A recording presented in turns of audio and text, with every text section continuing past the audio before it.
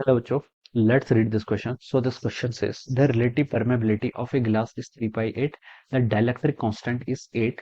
The refractive index of the glass. आपको क्या बताना है? refractive index यहाँ पर कैलकुलेट करके बताना है. Alright. तो and we have given the four options. तो देखिए बच्चों, इस क्वेश्चन का की कॉन्सेप्ट आप क्या लिख सकते हैं? The key concept of this question.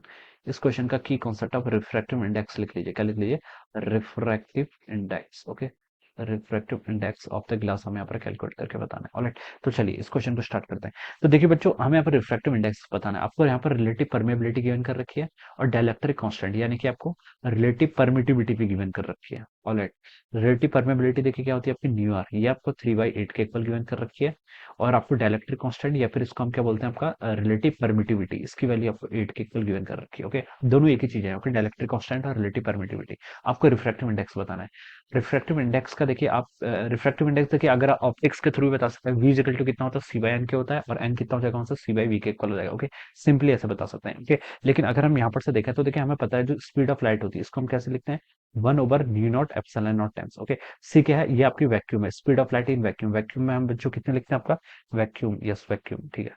Vacuum में देखिए क्या होता है आपका, वन सी इक्वल टू 1/सी से इसको रिप्रेजेंट करते हैं वैक्यूम में. किसी अदर मीडियम की बात करते हैं तो इसको हम सिंपली क्या लिख लेते हैं? न्यू और एप्सिलॉन लिख लेते हैं. ओके. और आपको बच्चों पता है जो न्यू होता है, ओके, ये आपका क्या कहलाता है? This is our permeability. Permeability को हम relative permeability into new not से रिप्रेजेंट करते हैं.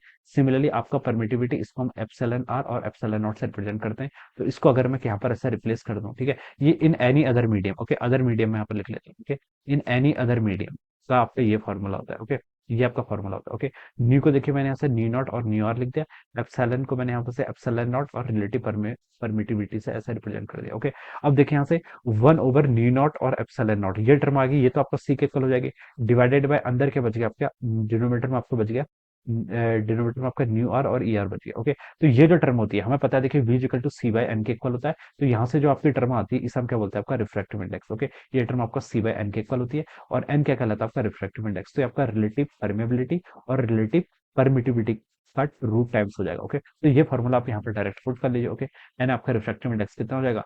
New are. न्यू आर देखिए बच्चों कितना होता है आपका? 3/8 क्वेश्चन में गिवन कर रखा है, इंटू आपका ई आर. एप्सिलॉन आर ये कितना गिवन कर रखा है? 8 के इक्वल. तो 8 से आपका 8 कैंसिल, तो उसकी वैल्यू आपके √3 के इक्वल आ गई. ठीक है.